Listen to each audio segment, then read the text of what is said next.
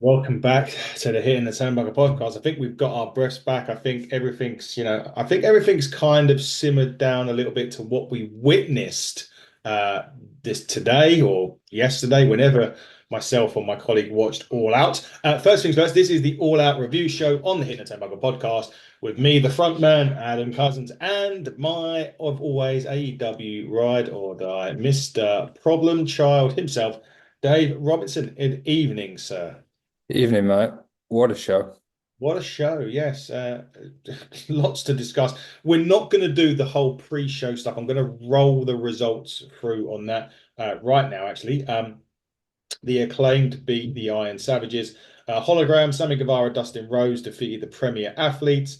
The Bang Bang Gang defeated the Dark Order, and the Undisputed Kingdom defeated the Beast Mortos and Shane Taylor Promotions and Action Andre and Top Flight. So they had four additional matches added to the ones we were discussing just the other day. No surprises with that at all. Considering it is a AEW show, you normally expect those level of matches on there. But All Out opened with the devil himself, Mr. MJF, Daniel Garcia, in a match that, again, had that great story to it. MJF put Daniel Garcia out. Daniel Garcia kind of costing the match. Well, not necessarily costing the match with Will Ospreay, but getting involved in the match with Will Ospreay. That MJF lost the then America title, now international title. Really good 25-minute match to open the show. These two left it all in the ring. Top rope DDT from I think it was Danny Garcia in this was one of the highlights for me. MJF obviously in the end picking up the win. Garcia attacking him afterwards, hitting a was it a tombstone? He hit a tombstone, didn't he, or some form of thing? Paul Driver, I think, Thank you. wasn't it? Power driver. Thank you. I knew it was a power driver. And thus, what we know now is MJF's actually out of action now. He's going on taking a further break. But ways to start a show, Dave, couldn't put it much better than that. Yeah, I think going into All Out, we had a number of stories that were reaching a conclusion or, the final battle in many respects. This story with Garcia and MJF has been going for a long time. Garcia was out for 9 weeks after what Max did to him. I thought it was the perfect way to start the show. Thought it really elevated Garcia. I think he looked like a top star. He's beloved by the fans. The only thing I wasn't 100% on, and maybe it's because the prediction went the wrong way for me, is the winner of the match. I know Garcia got his moment after the match. It just seemed a little bit, I don't know, the finish just seemed a little bit flat. I think people were expecting that this was Garcia's moment to get his retribution for what Max did to him. So for him to lose the match, I thought that was a bit unnecessary. I thought Garcia could have gone over. But other than that, in terms of the match quality and the story they told, I thought it was sensational. Yeah, exactly. Me too. As I said, now MJF out for the foreseeable. Was that a beer? It's a alcohol-free Of course, you Heineken. don't drink. Yes, of course. I was going to say we're on both on our alcohol beers. Anyway, back to All Out. It shocked you. I was But like, what are you doing? casually swigging a pint. It's absolutely fine. Not a sight you see very often. Not a sight you see very often. No, I've done it myself on the channel, so it's not as if it's. But at first, I just looked up and was looking at my phone to get my notes about the MJF bit, and all of a sudden, I saw a non-alcoholic beverage in your hand. It's a school night, Dave. I What are you know. doing on a school night? Anyway, MJF out again now. Another break. Is this something that potentially is in his contract, or why do you think now he's going to be out for a while? I'm not sure. I haven't read that report, to be honest. I haven't long finished watching the show, and then I've been tied up with my daughter for a bit, so I haven't really seen any of the post-show or press Hmm. conference or anything like that. So I'm not sure. I'm not sure why he's having a break. Don't know if he's involved in any filming or anything like that, because he has been involved with, I think it was the Iron Claw, He wasn't was, it? yeah. Hmm. So I'm not sure if he's got any other non-wrestling commitments to see to. But if he is going to have a break, it was a good way to write him off. And Yeah. we can see now how they continue the momentum with Garcia and see what's up for him next. I know that he said last week that he'd love to face Danielson again, and he'd love to be the one to end Danielson's career. I can't see that happening in terms of Garcia winning the title, but maybe a match with Danielson might be on the horizon. Maybe we'll get to Danielson very, very shortly. We'll see if he's still alive, so to speak. After that, the C2 as well coming soon. Yeah. But that's another thing on the way. And it's not the only wrestler actually. It's taking time off after All Out. We'll get into the second one. We'll get into a little bit of something what Tony Khan said on the post shows. Or there was no brawl out this year. There was though a backstage incident last night. Okay. It was there was I can't remember the match. There was after a match. There was those security guards, a lot of people in attendance, so a lot of security guards around backstage, and it was apparently a wrestler not on the card that was cutting a promo, and actually got into it with one of the production staff. So it seems to be an all in, all out. You'll always get. I think it was something over nothing, and it didn't go into. It obviously didn't escalate as we've had in the past, but ever since you see an all out or a brawl out, it seems to be happening. But we won't have to talk about that. It's nothing major anyway. It just got something that caught my eye during the reading of some of the stuff that happened on Yeah. the show. Moving on though, tag team title matches: Young Bucks, Claudio Castagnoli, Wheeler Yuta. This was a good look. Again, 15, 16 minute match. Obviously stuff happens later, which throws into doubt a few little bits about this.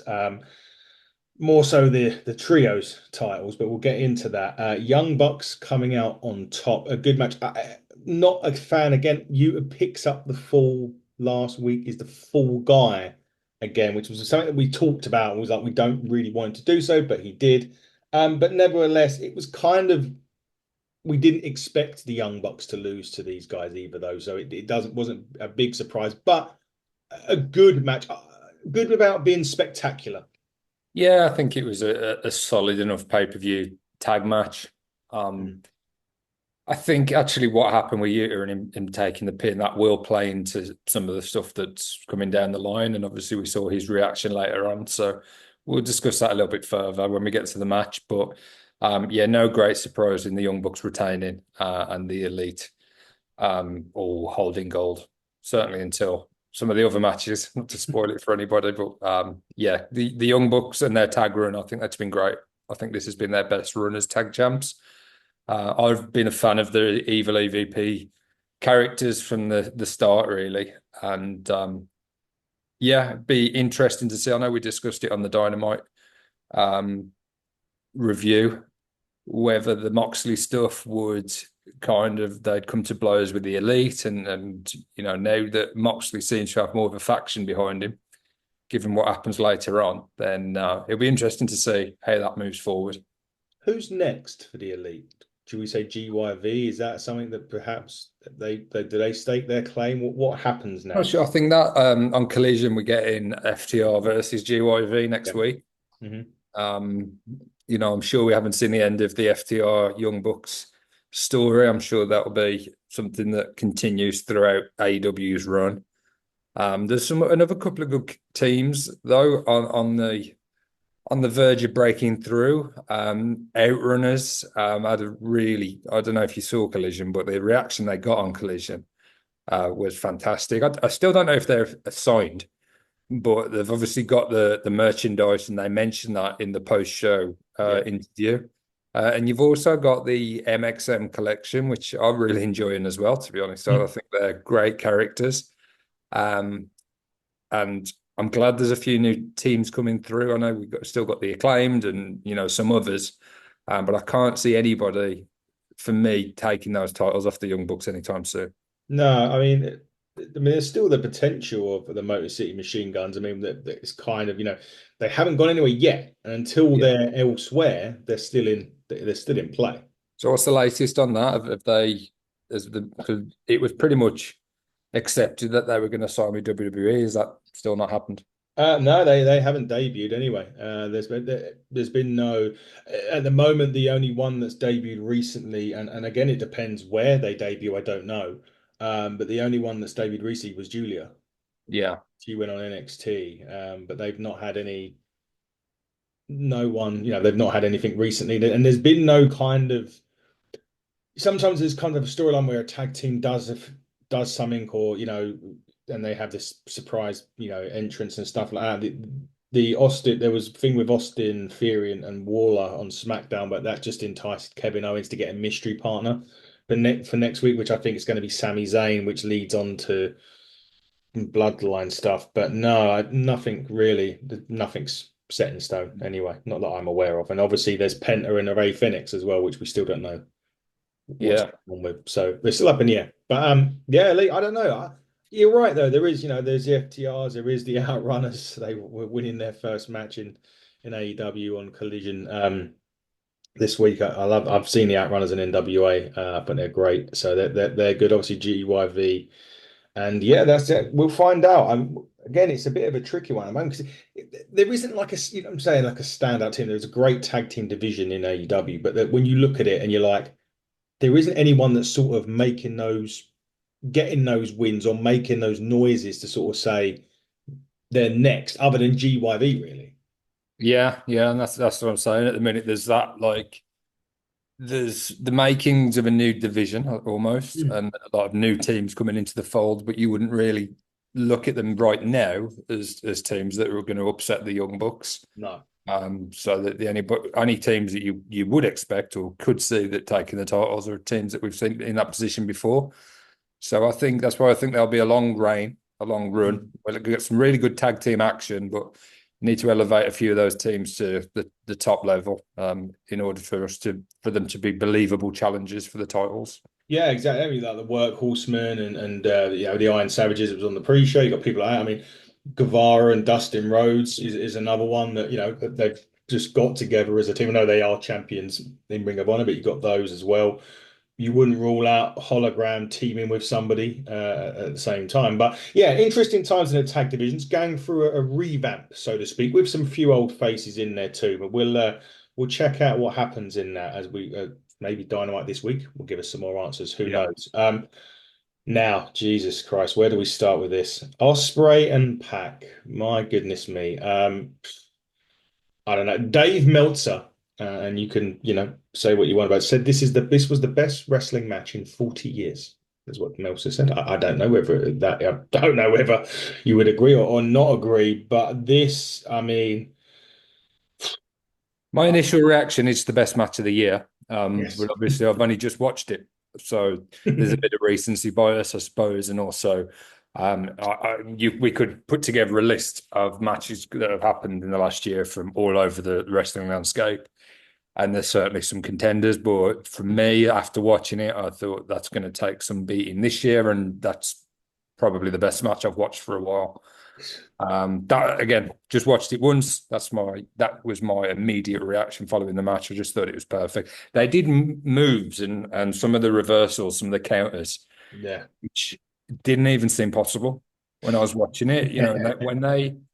When they showed one of the replays, and I think it was the Pac's reversal from the Stormbreaker. Yeah. I just don't know how, because they're high flyers, if you like, but they're not small men. No. They're muscular, big guys really, and to be doing some of the things they're doing is kind of inhuman. I just thought it was excellent. I had high hopes for this match, and they surpassed the expectations I had for it, and I think many people. And on a card that, in many ways, it could have been overlooked because some of the other matches and some of the Yeah. things that were going on, it was certainly the match of the night for me. I absolutely love this match. I thought it was in terms, gimmick matches. We'll get into the gimmick match. This was in terms of a wrestling match. This was beyond. I mean, probably. Yeah, I agree. I think it was the best match I've seen this year. Is it 40 years? I don't know, but in terms of this year, absolutely incredible. Osprey obviously picking up the victory in this, but If you're just looking at, because it wasn't massive story, there was a bit of story, to be honest, and the yeah, video package highlighted that, and you had both the guys being British, both from a different era of British yeah, wrestling, and Osprey in many ways followed in Pac's steps that Pac was the yeah. first person to make to go over to Japan. So they did a good job of telling the story, although it hasn't been like a year-long build or a month-long Mhm. build for it. But in terms of bell to bell, the action we got, I always say that I always look for matches that if I had somebody talking to me that didn't watch wrestling or used to watch wrestling and they were interested in getting back into it, and I had to think of a match to show them to say, well, this is why I enjoy it. This is the perfect example of that match. Yeah. It's similar to Osprey Ricochet from a few years ago. It was the same kind of thing for me. Some absolute purists, it's not for them, I suppose. But I think the average wrestling fan, particularly the AEW fan in 2024, this is the perfect example of something to show people why we enjoyed the product so much. Yeah, it really was. I mean, you made a great point that the build, I mean, Osprey on Collision was saying that, he went here and he's like, you're good, but you're not Pac. He went here, you're good, but you're not Pac. And he went to Japan, you're good, but you're not Pac. And it was time for now kind of maybe to Pac to say, well, or for Osprey to sort of kind of say to a Pac, well, you're good, but you're not Osprey kind of thing. And that's exactly where they went with it. It was a tremendous. You did mention, you done a nice segue there, Ricochet. Osprey and Ricochet did go head or face off a little bit later on. Seemingly, that's where we're going next. Do you think is it too soon? Because Ricochet's only just come in. I don't want Ricochet to come in, win 5 or 6 matches, face Osprey and lose. Yeah. Likewise, I don't want Osprey to lose the title, his next defense, which could well be. I mean, he may have some dynamite defense, but let's say for argument's sake, pay-per-view defense. I don't want it to be him and Ricochet and have him lose. Is it something that they could perhaps just build and let that build take 6, 7, 8 months and then get to the match that we all want to see? Yeah, I would prefer them to actually, and there's been mention of it a couple of times that they're longtime rivals and friends, Mm. that term has been used a few times by the commentators. And I would have actually liked to have seen Osprey and Ricochet form some kind of team. I'm not Yeah, saying be in the tag division, go after tag titles, no, I get what you mean. but certainly be in an angle where they've got each other's back and, they don't face each other. And then maybe the first time they come to face each other, he's kind of in a fatal four-way or something like that. And then we can start sowing the seeds for the one-on-one match. So I do agree with what you're saying. In other respects, I suppose Tony Khan probably paid a lot of money to get Ricochet in. He's probably on Mhm. a good financial package, and injuries and anything the unexpected can happen in wrestling. So I suppose it's a big money match for him and one he wants to get out there as soon as possible. So I like both. I suppose I'd rather a bit more story and a bit more build to that match. Mm. But I won't be complaining if we get it sooner rather than later. No, he's going to be great whenever we get it for sure. And you always say when you have these type, when you have an Osprey pack match, we're just going back to that. It's always a case of they got beyond it, they went back and you kind of thought, well, follow that. Yeah. The girls had the unenviable task, and when I mean we'll get to the other fucking girls match in a minute, which of my feelings on before we even get there. Statlander Nightingale, Chicago Street Fight. They had to follow Osprey and Pac. They tore the house down. This Yeah. was a tremendous, tremendous, tremendous Chicago street fight, which I gave you the point for. I'm sure you said street fight, but you probably did say Chicago.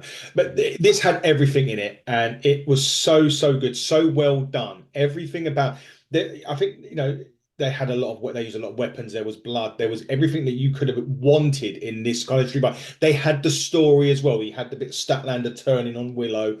And so you had everything into it, and Statlander finally picked up the victory. But to not only have to come on after you've watched that, I mean, they must have sat there and fucking following that.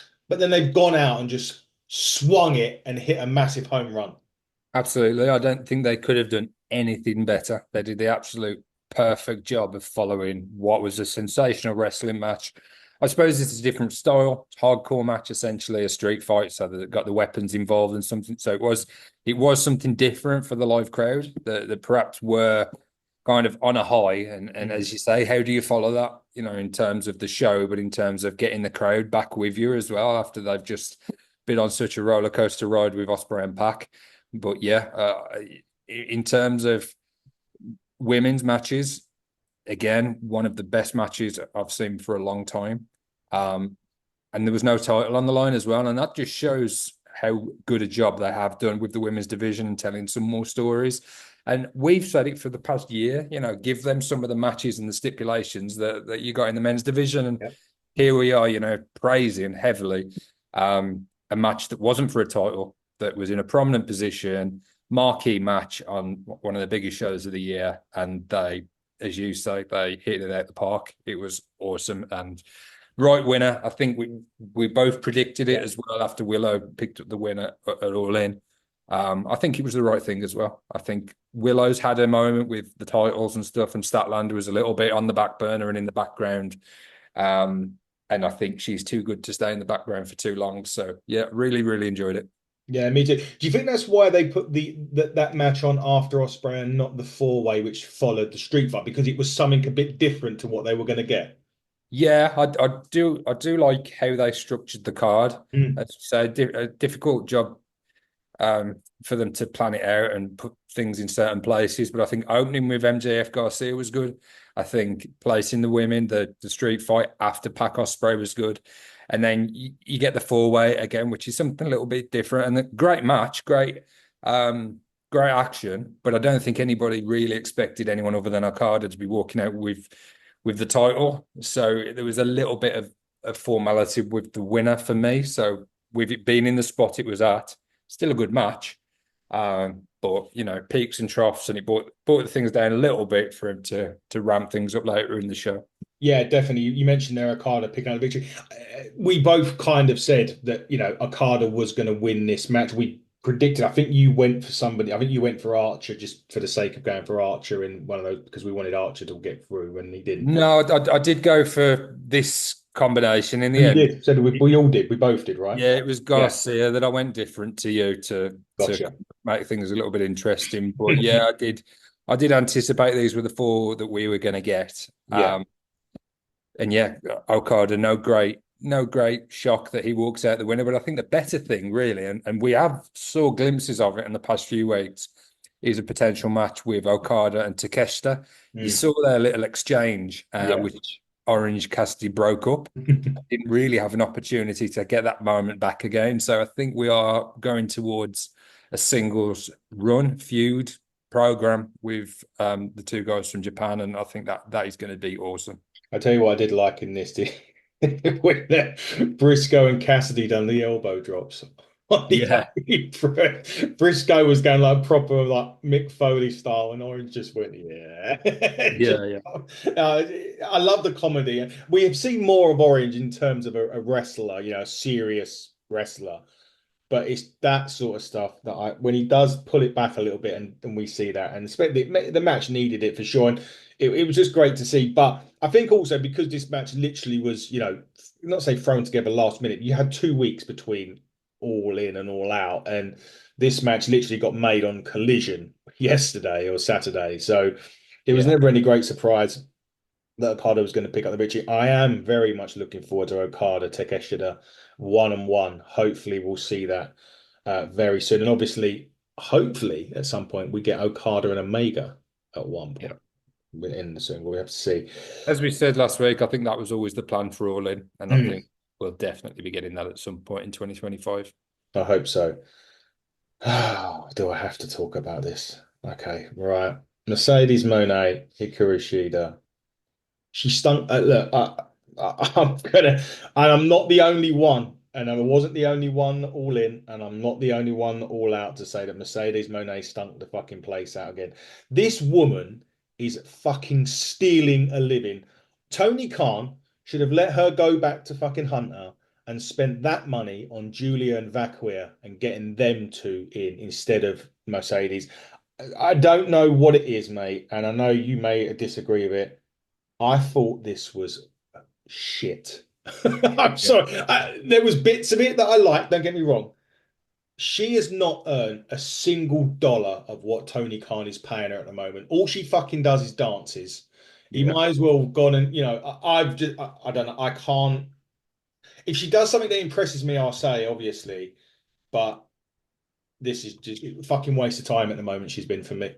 It's hard for me to look past this the really messy spot in the match where Mm. she'd hit three katanas Yeah. and Mercedes just kind of rolled out of the ring. I knew you were gonna, I knew you wouldn't have been happy prior to that moment, but that happened, and I'm finding it hard to defend her now. I'm a fan, and Mm, yeah, I didn't mind the match at all. I quite like the match with Britt, but this wasn't great, and I felt sorry for Sheeda. Really, I yeah. really did. You know, again, glad that Sheeda got the match on All Out, the one-on-one Mhm. match. Although, again, we didn't really think that she had a chance of winning the title. Um, but yeah, I don't like Mercedes' finisher as well. I think it's terrible. The Money Maker. Um, Mm.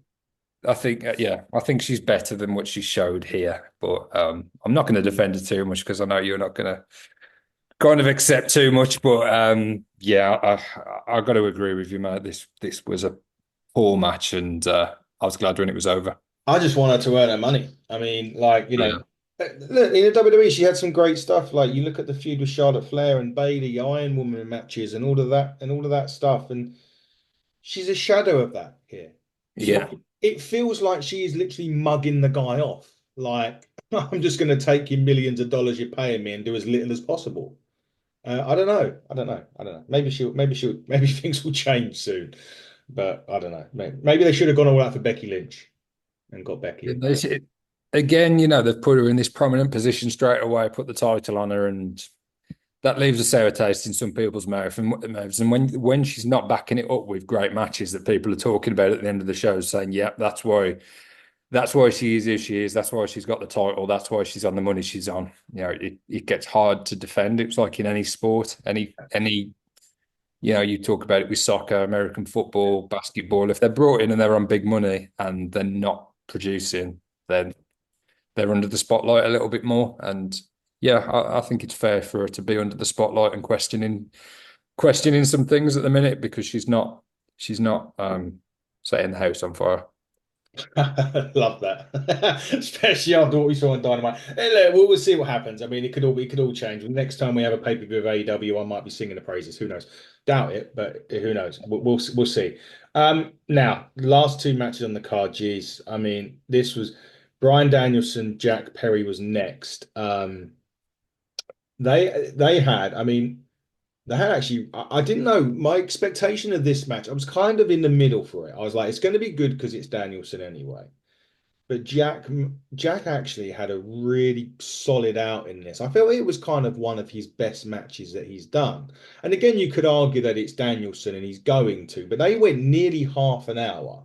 He didn't look out of place. Of course, he wasn't going to beat Danielson. We know that, and he didn't. Danielson obviously won. But I got to give Jack Perry his kudos in this one. Yeah, I think similar to Garcia in the opening match, he just looked totally at ease and in the right place on the card. He didn't look out of place being in the main event, going for the world title. Yes, it's Danielson's first defense. We know that once he loses the title, that's the end of his full-time run. It wasn't going to happen at All Out in Chicago, regardless of who the opponent was, after just winning the title 2 weeks ago. So unenviable position in some many respects, but the scapegoat did a great job. I like the video package again. The start, I like the entrance, everything about him. Loved the performance. I loved the defiance as well at the end when he kind of Yeah, hit the Raven pose. As Danielson hit him with a final blow. yeah. I think he did great. And then the little post show bit with Luchasaurus as well. And, when Christian comes down, I like that little callback as well to Jurassic Express and the uncertainty there when those two men were facing off each other. I think Jack Perry had a really good night, even though he lost. I don't think I think he gained a lot more than he lost, to be honest. Definitely. Just the referee, I don't know if you can see, it's Bryce Rinsberg caught Oh, his yeah. minor from Danielson during that match as well. That's a big one. But it wasn't the end. You kind of alluded to it right there. So Danielson celebrating in the ring. Out comes Luchasaurus, headbutts Danielson. Here comes Christian Cage. We're all, and you said they had a little bit of him and Jack Perry had a little bit of a Luchasaurus kill switch, and Jack Perry had a little bit of a stare down. Out comes Christian, out comes Nick Wayne, Mama Wayne, and the other Wayne that they want to bring to ringside. And all of a sudden, the crowd are cheering and they all stop. And as the camera pans around, there's John Moxley, and you're thinking, ah, okay, so he's coming to save the day. Out comes Claudio, out comes Yuta, out comes Pac, and you're like, oh, well, then Christian ain't cashing in today. They go in, John Moxley hugs Danielson, and then eats an uppercut from Claudio Castagnoli. Controversy number one, yes, this has received a bit of a backlash online, but hey ho, this is wrestling at the end of the day. Danielson sort of startled, surprised, sitting there. Even Wheeler Yuta was like, "What's going on?" Pac's holding the guy back. John Moxley then proceeds to suffocate Bryan Danielson with a plastic bag over his head, thus ending or kicking Danielson out of the BCC and potentially Wheeler Yuta. Wheeler Yuta was trying to get to Danielson. Pac was holding him back. We're not sure what's happening with Wheeler Yuta, but we were speculating about what was going on with the BCC. Shocker of the night, really, on this. The plastic bag, it's got a backlash. You can say what you want about it, but and it's kind of really interesting where they're going with Moxley now. He's got more Shafir come out as well, took out some guards. He's now building this faction. I'll get into a side story in a minute about something that AEW have trademarked, and Tony Khan mentioned it in the press comments. But what a way to split, or not split up, but what a way to kick Danielson out of the BCC and a shocker of the night for everybody. Yeah, well, we spoke about it on the review. We said that the fact that Moxley hasn't really been mentioned and the status of him in the BCC hasn't been mentioned, and that was by design. And we saw the payoff to that at All Out. I thought it was really well done. I thought it was great. I mean, I understood, and as soon as I was watching it, I thought there was going to be some backlash about the suffocation angle. At the same time, I don't recall ever seeing that in wrestling. Very fun. Okay. So yeah, maybe it's been done before, not been done for a long time then if it was No. fun. But I I didn't mind it. I've got to be honest. It was different. I would have rather them attack Danielson's neck, but we've had a fair bit of neck stuff over the last few months. Yeah. Not just with kind of Danielson, but with Garcia as well. So to do something different, didn't hate it. Thought it was quite Yeah. effective. Thought you to played a great, great part here. Hmm. Um, what I said earlier about Yuta and losing, he Yeah. still is the young boy, if you like. He still is. But what they said on Collision, which I did note at the time, but I didn't really understand the significance of it, was that Danielson sees Yuta as his equal. Okay. And I think that plays into this as well. Whereas the others don't. They still see him as the young boy. They still think he needs some finishing. And they didn't let him know the plan. So obviously Pac's aware of the plan. Claudio knows the plan. Mox knows the plan. Wheeler doesn't. Yeah. But I fully expect that they're going to turn him, talk him round, and he'll be part of that group. I don't think he's going to side with Danielson. I think that's just his initial shock. I think when they kind of get their influence and they talk to him, he'll come around to their way of thinking. And the fact that Utah did lose kind of proves, like, helps them substantiate that point. You're not ready. You're not there yet. You're on the way, but you're not the finished article. So a lot going on.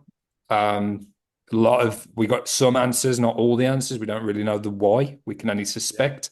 We had the bit with Claudio going back to last year when there was a little bit of dissension between Claudio and Danielson. Yeah. So I'm sure that will be mentioned as well. Everything, even stuff that happens everything seems to be done by design. These little hints, these little clues, they're not by accident, and they always make sense eventually, or they usually do. So I was really pleased with this. Again, controversial in many ways. I don't know what your thoughts on it are, but I've got to say I didn't mind it. It's wrestling at the end of the day. I didn't really care about it. I mean, look, Undertaker used to stuff people in body bags when he first come into WWE. So what's the Yeah. difference? I know Danielson doesn't actually like plastic bags as well. That's another thing. Yeah. So I didn't mind it. I thought it was great. Shock. I was kind of expecting it to. Well, when Christian and that first come out and Moxie come out, I thought, oh, maybe they're not going to do it. Maybe they're going to go and Danielson's going to be all right. And then once they got in the ring, and they hugged, I was kind of like, oh, hang on, Yeah. maybe. It's always a hug or something that some kind of affection that someone puts on you. You think, I, oh shit, here we go. And That's I was exactly. exactly the same. I was Mhm. like, there was part of me thinking, oh, okay, this is the angle, this is the way they'll go, BCC patriarchy. But I wasn't convinced, and it just did seem. It was like, well, if this is the true intention, then where was Moxley all in? You know, Yeah. why wasn't he there? And why has there been all this secrecy? And Mox has just been, So I thought something else might be um, something else might kick off, something else might be going on in the background, but I wasn't sure. The segment could have ended and they all raised hands and walked away, and I would have been quite satisfied. I've got to say about the plastic bag, obviously it was done in a way that was safe. They weren't trying to murder him. So I think that's what and I know that's what the crowd was shouting, and that's what the people online that have got that are upset will be like how dangerous it was, but it would have been done in a way that wasn't If dangerous. you Like, actually noticed, I see the fan video of it. I think it's RJ City is actually at ringside or someone quite big, and he's kind of squeezing. It's got Danielson's hand through the yeah, majority, and I think it's actually as I say, it was a fan video that I've seen, um, and he's actually got Danielson's hand. I think it's just sort of making sure that if it was something bad, they would have just yeah. Moxley off of him. So yeah, Smoke mirrors, isn't it? yeah, exactly. That smoke and mirrors and all that. But now getting to my point, so AEW trademarked Shockwave um, this past week, and Tony Khan was asked about it, and he said that there's soon to be something that's going to happen in AEW that's going to send shockwaves into wrestling. Let's go back to our conversation Friday, and I mentioned the name of Shane McMahon. Is this all falling into place that Shane McMahon is going to be all elite very soon? Yeah. I mean, they've all had an affiliation with the WWE as well, haven't they? It's Yeah, conceivable that Claudio, Pac, yeah. and Mox, And Marina, she was there, wasn't she? yeah, could all have cooked something up with Shane McMahon. It is a story that they could easily tell, I think. So Hmm. perhaps I'm not convinced, but yeah, you just think, well, who else could it be? What's the story going to be that's going to send shockwaves? And it's Mox's comment that planted the seed for all of this was this isn't your company anymore. Hmm. Still haven't really got an answer as to what that means. So yeah, could be Shane. I just hope it's good, whatever it is. I mean, I hope they do a good job of telling it. But with the stories they've been telling recently, I've got no reason to doubt them, to be honest. Oh, they've told great stories recently, so we'll see how that happens. The only other thing to mention, and I can't even now, it's actually gone now, what I was going to say. So we'll move on for now on that.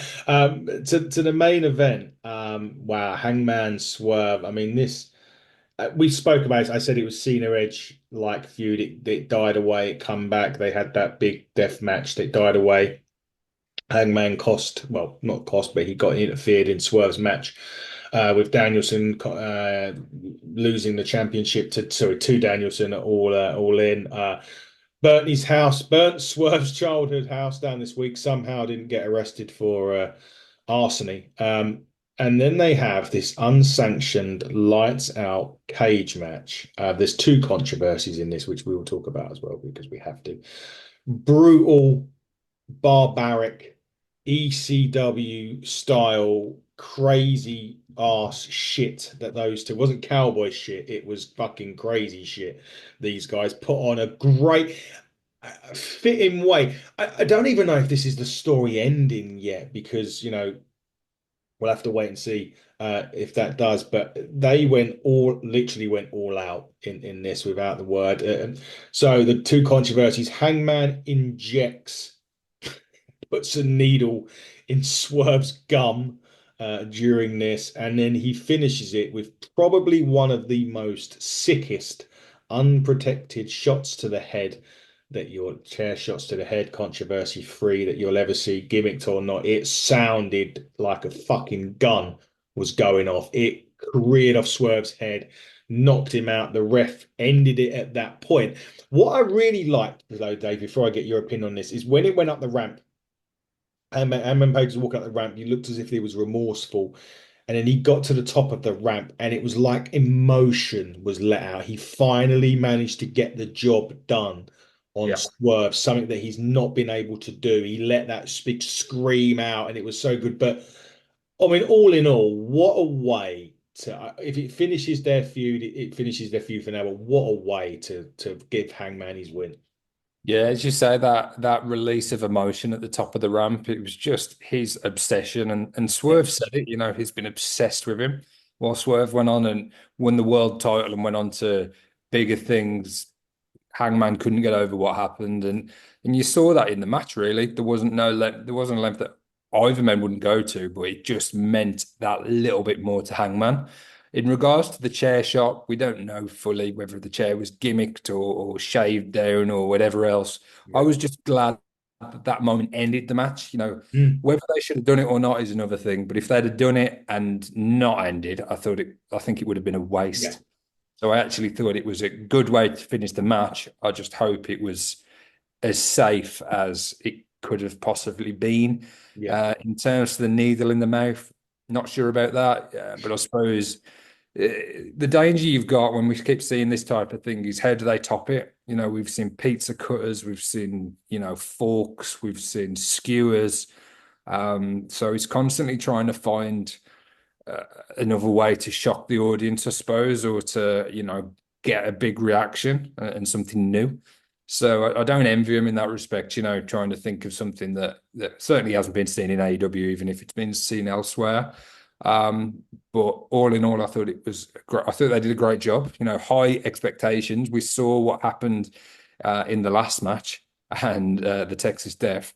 And I think they surpassed it here with the violence we saw. The story is great. There's not just the story of the feud, but the story of the match as well. I thought that was really good. And multiple near falls, use of the cinder block, a vertebraker onto the cinder block, which I winced when that happened. That Yeah. was possibly more kind of affected me more than the chair shot at the end. I really thought there's not much margin for error there, particularly when you've got a cinder block sat on. And Stace walked in, my partner walked in just as that was on, and she said, "Oh, it's polystyrene, isn't it?" I was like, "No, it's not polystyrene." And you saw that when Swerve landed on it later on as well. It Yeah. was it was solid, and there was no that hurt, which however way they did it, Yeah. that hurt like hell. So I think they did a great job, and I think it is the end of the story for now. I think they'll go on, but in AEW style, I think they will find their way back to each other at some point. But I think for right now, that is the payoff. That is the end, and I'm quite happy about that because there's, how far can you go? Like how could they top that right now? They couldn't be in a position where they go back to like a wrestling match as such. That was an all-out war, Yeah. and that's something that we shouldn't be seeing week in, week out. We should just be seeing it on rarer occasions. And I thought All Out did a great job of that. Yeah, me too. Incidentally, Swerve was the second guy that's now taken time off from AEW after that. I think it's going to be, from what I read, it's quite a lengthy absence. I think it's probably just to sell the effects of everything that happened during it. So, and you can't blame him. Look, he's done a great job as champion, and and it's nice. What I feel is good, and then this is in sort of respect to both companies, is they are caring for their wrestlers in terms of giving them time to heal up, bits and pieces. Sometimes you don't see them for a while, or we're seeing that a lot more in wrestling, which is only going to be good for their bodies, considering what the shit that they have to put up with, especially after last night. So it's good to see that. It's not good that we're not going to see Swerve, but it's good that he's going to recharge the batteries for a little bit. Definitely, and it will give us that opportunity to miss him. And when he comes back, he'll be an even bigger star. So, as you say, both companies a lot better at that. I think AEW have always been pretty good at it, but Mm. WWE a lot better than they used to be. They don't run their talent into the ground like maybe they did in the past. And yeah, I think that's better for fans as well. To be honest, we might not, as much as I would love to see Swerve on the show week in, week out. The roster is so talented, and the depth of talent is, so vast that it gives somebody else an opportunity to step into those boots. So yeah, I think he's done a great job this year.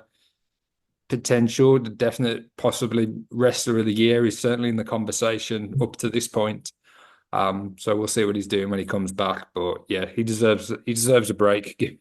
Even if just for that match, he deserves a break. Needs to build that house, doesn't he? That's what he needs to Rebuild it. Yeah, I like that as well. The piece build of the house. wood from there. And what Yeah. I actually loved more than it being used as a weapon, I loved Swerve kind of looking at it and his like Crying, emotional isn't he? Yeah. response. Yeah, yeah. To like this was part of my home. How did this wrestling feud come to this? You know, Brilliant. I thought it was great. Yeah, it was brilliant. All Out was barring one match from me, was brilliant. I enjoyed it. AEW I don't think I've really ever put on a bad pay-per-view, really. I can't think of one where I've sat there and gone, for what a load of rubbish. They've always delivered on this. The next one, apparently Wrestle Dream. I think we may have Grand Slam before that, but Wrestle Dream is definitely the next pay-per-view in October on the horizon. So we'll be looking forward to that. Looking forward to sitting down with CJ Carter tomorrow, talking all things Ignite ahead of the next show on Sunday, Aftermath, with our new turnbuckle champion, Mr. Mark True, defending in a fatal four-way against CPF and the debuting JJ Gao. There's going to be I believe, quite an impromptu interview, lastminute.com tomorrow as well. I'll get into that in the week. Review shows will be dropping throughout the week as well. Go to HTT Buckle on X, HTT Buckle on Twitter, HTT Buckle on Twitter on X, HTT Buckle on YouTube, hitting the Turnbuckle podcast on Instagram. But Dave, it's AEW. Sign off is down to you. Time to bid you all adieu. Goodbye. Mwah, and good night. Stay elite, everybody.